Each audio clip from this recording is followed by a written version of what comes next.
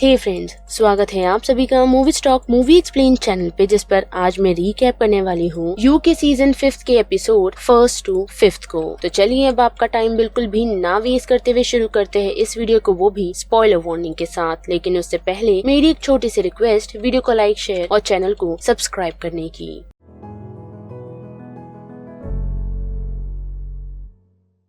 कहानी 3 साल बाद न्यूयॉर्क लौटने के बाद से दिखाई जाती है, जहां हम देख पाते हैं कि सब कुछ बदल चुका है। जो गोल्डबर्ग, जो नाम कभी एक बुक स्टोर तक सीमित था, तो अब वो हेडलाइन तक पहुंच चुका है। साथ ही उसका रिश्ता केट के साथ काफी अच्छा चल रहा था और साथ ही जो चार्म उन दोनों के बीच है, उसके पीछे कई राज छुपे हैं। लेकिन इतना ही नहीं, बल्कि हेनरी यानी कि जो का बेटा अब उन लोगों के साथ ही रहता है। और जो बुक स्टोर जो किसी और की हो चुकी थी, केट ने उसे जो को खरीद गिफ्ट कर दिया है, जिसे जो ने बेचने का सोचा है। और ऐसे ही सब कुछ नॉर्मल और परफेक्ट चल रहा था, लेकिन फिर से हमें ट्विस्ट देखने मिलता है, वो भी टेडी के द्वारा, जो कि जो का ब्रदर इन लॉ है, जिसने केट के लिए एक वार्निंग लाया है। जो वो बात जो को बताता है कि केट के अगेंस्ट रिपोर्टर्स को कुछ इन्फॉर्मेशन मिली है, वो भी पाइपलाइंस को लेकर, जो कि एक उसकी पुरानी डील थी। और अगर ये बात सभी के सामने आ जाती है तो इससे केट का नाम मिट्टी में मिल सकता है, जिस कारण टेडी के साथ मिल जो इन्वेस्टिगेशन शुरू करता है, जिसके लिए वो लोग सबसे पहले रीगन लॉकवुड के पास जाते हैं, जो केट की हाफ सिस्टर है। पर उसे बातचीत करने पर उन्हें समझ आता है कि रीगन को इस बात की इन्फॉर्मेशन ही नहीं, जो चीज जो को भी समझ आती है, जिस कारण उसने रीगन की ट्विन सिस्टर मैडी से मिलने का डिसीजन बनाया। और उसे मिलने के बाद उसकी फोन से उसे पता चला कि रीगन, उसकी ट्विन सिस्टर मैडी और बॉब मिलकर, जो कि केट के मेंटोर भी है, उन लोगों ने उसे रास्ते से हटाने का डिसीजन बनाया है, जिससे जो को इस बात की कंफर्मेशन हो गई कि रिपोर्टर्स को इन्फॉर्मेशन और किसी ने नहीं, बॉब ने दी थी। जिस वजह से वो अपने इमेजिनेशन में चला जाता है और मोनीज में बैठ, यानी कि अपने बुक स्टोर में बैठ, उन्हीं सारी चीजों को लिखना शुरू करता है। क्योंकि इन 3 सालों में जो ने किसी का कत्ल नहीं किया, जो चीज उसे हॉन्ट तो करती है, लेकिन लिखने से वो थोड़ा शांत हो जाता है। और उसी दौरान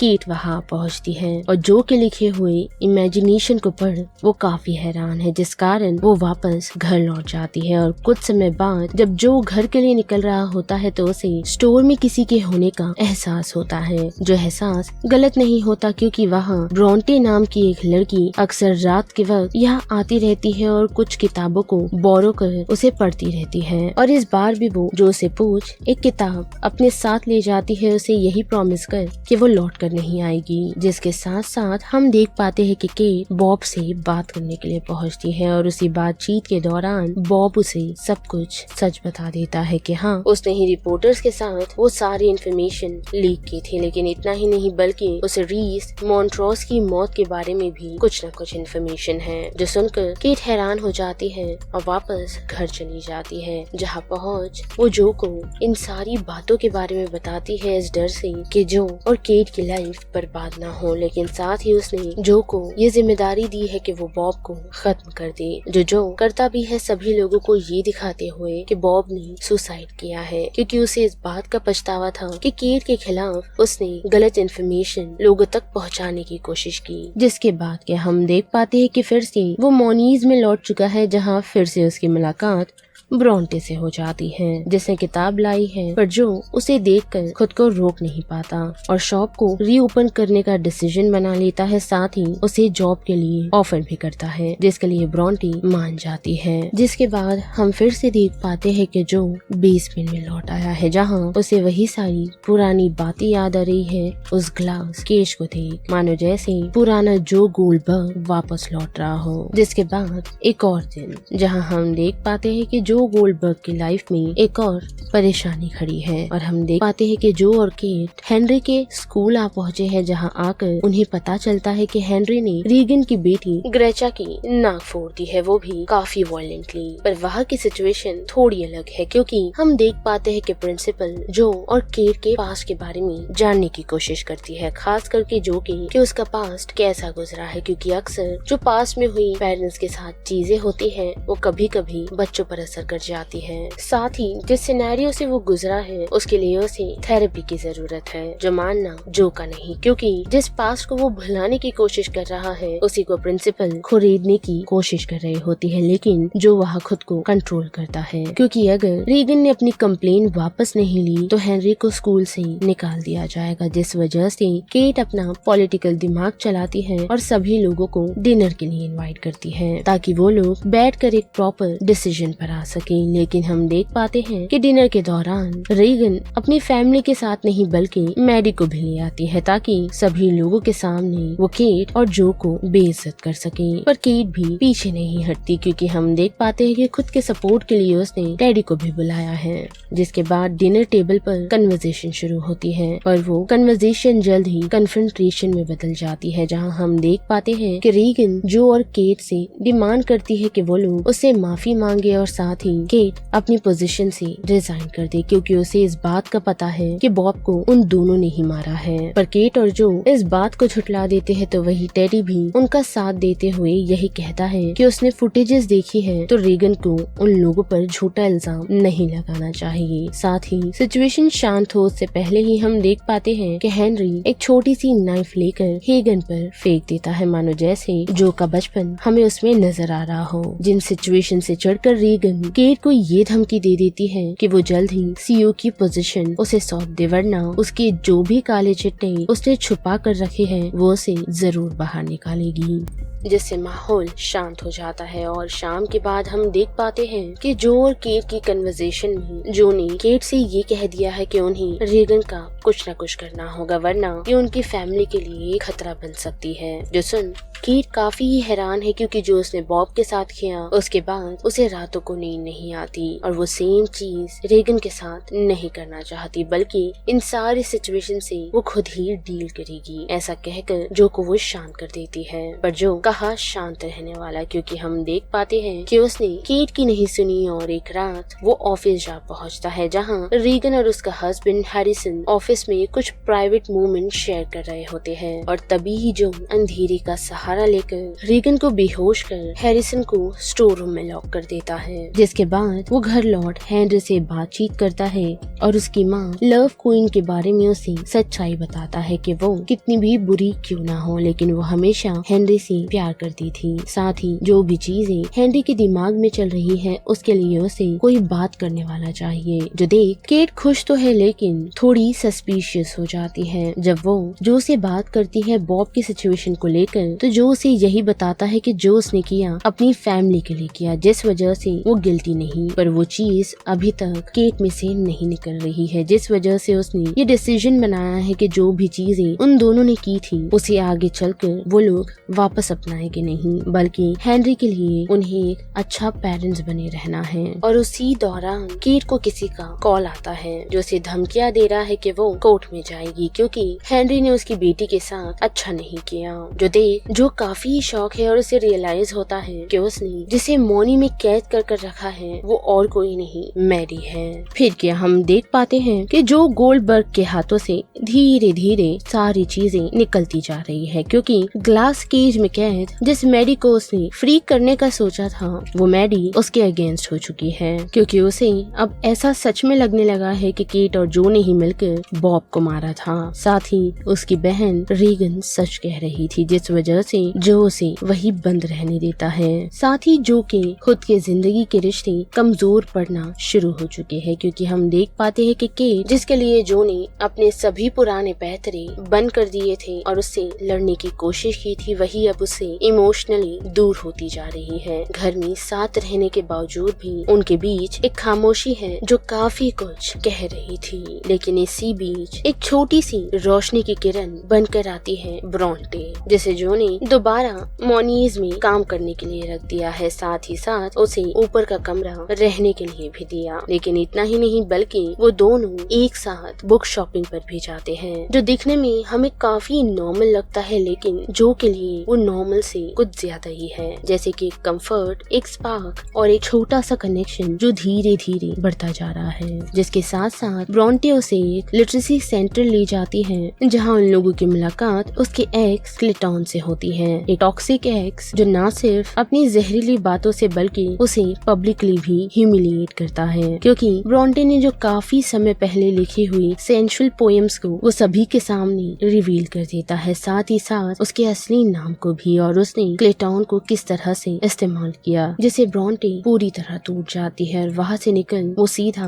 अपने अपार्टमेंट में पहुँचती है। और जो जिसका नेचर ही लोगों को कंफर्ट करना है, तो हम देख पाते हैं कि वो ब्रॉन्टे को भी कंफर्ट करने की कोशिश करता है, जो कंफर्ट उसके लिए फ्लर्टेशन से कुछ ज्यादा है, क्योंकि वो ब्रॉन्टे के आसपास एक नई दुनिया देखने लगता है जो फिलहाल उसके लिए एक नया ऑब्सेशन बन चुकी है। और वही दूसरी तरफ हम देख पाते हैं कि केट रीगन के घर उसे कन्फ्रंटेशन के लिए पहुंची थी, पर वहां जाकर उसे पता चलता है कि रीगन तो ऑलरेडी टूटी हुई है, क्योंकि उसे रिसेंटली पता चला है कि हैरिसन और मैडी डेट कर रहे थे। और वही जब दोनों की बातचीत होती है तो उन्हीं बातचीत से हम नोटिस कर पाते हैं कि वो दोनों एक दूसरे का दर्द समझ रहे हैं, भले ही वो दोनों राइवलरी क्यों ना हो, जिस वजह से बातचीत के जरिए वो बच्चों के लिए पीस बनाने का डिसीजन लेते हैं। और वापस घर की तरफ आए तो हम देख पाते हैं कि जो केट से यही कहता है कि उसे उसकी हेल्प करने दे, जिसके लिए केट रेडी तो है, लेकिन वो उसे किसी को मारने से मना करती है, क्योंकि उसके अकॉर्डिंग ये सोल्यूशन नहीं, जिस कारण जो और केट के बीच दूरियां और बढ़ने लगती है, क्योंकि जो ने जिस तरीके से केट का पास्ट अपनाया है उसी तरीके से केट जो को अपना नहीं रही,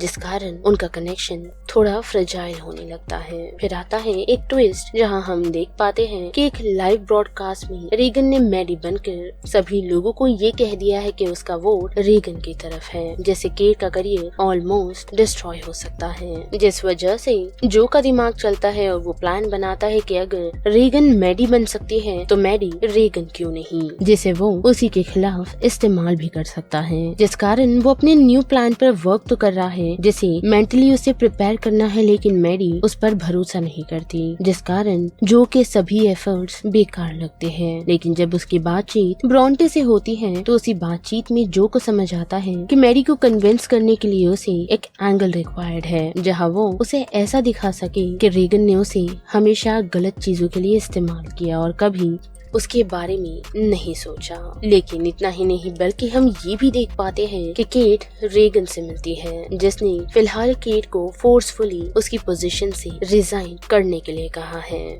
वरना उसका अंजाम बिल्कुल भी अच्छा नहीं होगा, क्योंकि उसे केट और जो के ऑलमोस्ट सभी सीक्रेट्स पता है और उसका काउंटर अटैक भी केट के लिए काफी डेंजरस हो सकता है। और रीगन को इस बारे में इंफॉर्मेशन है कि जो ने मॉन्ट्रेस को मारा था और साथ ही बॉब को भी, जिस कारण अब वो केट को ब्लैकमेल कर रही है ताकि उसकी पोजीशन और कंपनी पर अपना हक जमा सके। और ये सारी बात सुन के जाकर जो को इसके बारे में बताती है तो उसका रिएक्शन फिर से वही होता है कि उन लोगों को रीगन को खत्म कर देना चाहिए, लेकिन केट उसे यही कन्फेस करती है कि कहीं न कहीं उसे रीगन के लिए हेट तो है, लेकिन वो ये नहीं चाहती कि केट को वो लोग खत्म कर दे, बल्कि वो खुद रिजाइन कर देगी ताकि वो जो और हेनरी के साथ एक नई शुरुआत कर सके, जिसके लिए केट तो रेडी है लेकिन जो नहीं। और हम देख पाते हैं कि जो ने अपने अंदर की डार्कनेस को फुल्ली एक्सेप्ट कर लिया है, जिस वजह से उसने एक और कदम उठाने का डिसीजन बनाया है कि वो रीगन को खत्म कर देगा, जिस कारण वो रीगन के घर आ पहुंचता है जहां उसके घर में कोई भी नहीं होता। और रीगन साथ ही जो के बीच एक कन्फ्रंटेशन देख पाते हैं और साथ ही छोटी सी फाइट, पर आखिरकार वो रीगन को बेहोश कर उसके ग्लास केज में ले आने में कामयाब होता है, जहाँ मैडी को उसने एक रास्ता दिया है कि अगर वो रीगन को खत्म कर दी तो वो हैरिसन और अपनी बेटी ग्रेचा के साथ एक नई लाइफ शुरू कर सकती है, क्योंकि रीगन के रहते वो कभी नहीं कर पाएगी। और वो ऐसा इसीलिए भी कर रहा है क्योंकि अगर मैडी ने रीगन को खत्म किया तो वो जो की इन्फॉर्मेशन यानी कि जो की इन हरकतों के बारे में किसी को भी नहीं बताएगी, जिसके लिए मैडी फिलहाल रेडी नहीं। और अगर मैडी कोई भी फैसला नहीं लेती है तो जो रीगन और मैडी दोनों को ही खत्म कर देगा। और वही दूसरी तरफ हम देख पाते हैं कि आज बुक स्टोर का ओपनिंग डे है, जहाँ क्लेटन बुक स्टोर में आप पहुँचता है और वो पब्लिकली फिर से ब्रॉन्टे को हैरेस करने की कोशिश करता है, पर इस बार जो उसका साथ देते हुए क्लेटन को धमकी देता है, जिस कारण वो बुक स्टोर से निकलकर चला जाता है और उससे ब्रोंटे थोड़ी हैरान है, क्योंकि जो चीज जो ने की है वो उसका हकदार नहीं। और क्लियरली उस समय ऐसा दिख रहा था कि जो खुद पर कंट्रोल नहीं कर पा रहा, जो चीज उसे ब्रोंटे भी कहती है। और इन सारी चीजों के बाद जैसे ही वो बेसमेंट में पहुंचता है तो हम देख पाते हैं कि मैडी ने रीगन को खत्म कर दिया है, क्योंकि उन दोनों के बीच काफी सारे गैप्स थे, जहाँ रीगन मैडी को कभी एक्सेप्ट नहीं करती और हर बार उसे एज अ स्पेयर पार्ट वो उसे इस्तेमाल करती आई है, जो चीज मैडी को पसंद नहीं आती। और इसी कारण उसने रीगन को मारने का डिसीजन बना लिया था। जैसे जो का भी काम हो जाता है और वो मैडी को रिलीज कर देता है और अब वो रीगन बन अपनी बोर्ड पोजीशन से रिजाइन कर देती है। साथ ही मैडी का भी वोट वो टेडी को दे देती है ताकि सब कुछ नॉर्मल हो और सारी चीजें जो के प्लान के अकॉर्डिंग चल रही होती हैं, जिससे वो खुश तो है, लेकिन केट उसे थैंक्स तक नहीं बोलती, क्योंकि उसे ऐसा लग रहा है कि उसने रीगन को धमकी दी है। पर जो उसे यही कहता है कि उसने सिर्फ उसके साथ बातचीत की है और उसे समझ आया है कि रीगन को उनकी पास की कोई भी इन्फॉर्मेशन नहीं। पर फिर भी केट उस पर भरोसा नहीं करती और उससे जो थोड़ा हर्ट फील करता है। लेकिन इतना ही नहीं, बल्कि जैसे ही वो बुक स्टोर लौटता है तो हम देख पाते हैं कि ब्रोंटे की बातें क्लियरली ये दर्शा रही है कि उसे जो का सहारा नहीं चाहिए, लेकिन उनकी बातचीत जो इमोशनल लेवल पर शुरू हुई थी अब वो फिजिकल बन चुकी है। जिसके बाद हम देख पाते हैं कि जो जिसका ऑब्सेशन ब्रोंटे के लिए और बढ़ता जाता है, खास करके उसकी राइटिंग को लेकर, जिसे देख उसे अपना पास्ट याद आता है। साथ ही उसकी राइटिंग को और एनहेंस करने के लिए वो उसके लिए और किताबें मंगवाता है, जिसके कुछ पैसे देने के लिए जब ब्रोंटे पहुंचती है तो लेडी उसे यही कहती है कि ऑलरेडी मिस्टर गोल्डबर्ग ने उसे टिप दे दी है। जो बात केट सुन लेती है, जो बात सुन केट और सस्पिशियस हो जाती है और उसके जहन अलग अलग चीजें शुरू हो जाती हैं। लेकिन साथ ही हम देख पाते हैं कि जो का प्लान काम कर जाता है और ब्रोंटे को लिखने में मदद होती है, जो पेपर्स पर जो काफी खुश है और उस कारण वो दोनों फिर एक दूसरे के करीब होने की कोशिश करते हैं। लेकिन उसी दौरान जो का फोन बजता है और खुद ब्रोंटे भी उससे दूर हो जाती है, जिसके बाद जो बुक स्टोर से निकल मैडी से जाकर मिलता है, जो इस बात से परेशान है कि केट बार बार उसे यानी कि रीगन से ये सवाल पूछ रही है कि जो ने उससे क्या कहा। पर जो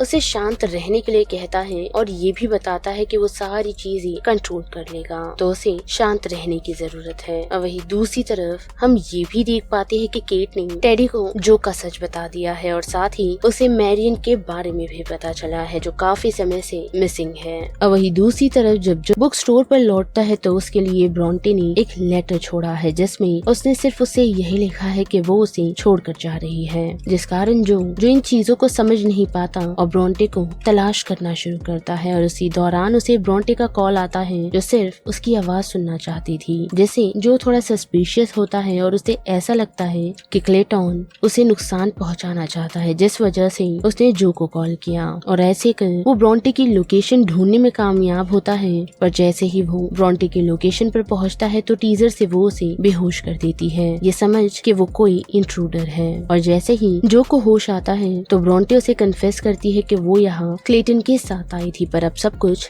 ठीक है और वो यहाँ से जा चुका है। लेकिन इतना ही नहीं, बल्कि उसे ये भी कहती है कि उनका ये जो रिश्ता है वो उसे आगे कंटिन्यू नहीं करना चाहती, क्योंकि उसे ऐसा लग रहा है कि वो जो और केट के बीच आ रही है। लेकिन उसी दौरान जो उसे बताता है कि वो बीच नहीं आ रही, बल्कि केट और वो डिवोर्स ले रहे हैं। अब वही बात करें उनके डिवोर्स की तो हम देख पाते हैं कि केट उससे कन्फ्रंट करती है, वो भी तब जब जो उसके पिलो के नीचे एक नाइफ पाता है, जिससे उसे समझ आ जाता है कि केट उसके साथ सेफ फील नहीं करती, जिस वजह से केट उसे ये एक्सप्लेन कर देती है कि उसे ऐसा लगता है कि उसे न सिर्फ अपनी पहली वाइफ को मारा था, बल्कि उसने काफी लोगों की जान ली है। जो सुनकर वो केट को वो हथियार थमा देता है, यही कहते हुए कि अगर उसे ये सारा सच लग रहा है तो वो उसे मार सकती है। पर केट ऐसा कुछ नहीं कहती, बल्कि यही कहती है कि उन लोगों को डिवोर्स लेना चाहिए और ये सारा मामला उन्हें शांति से करना चाहिए, क्योंकि हेनरी पर इसका असर हो सकता है। और उसी कारण जो बात वो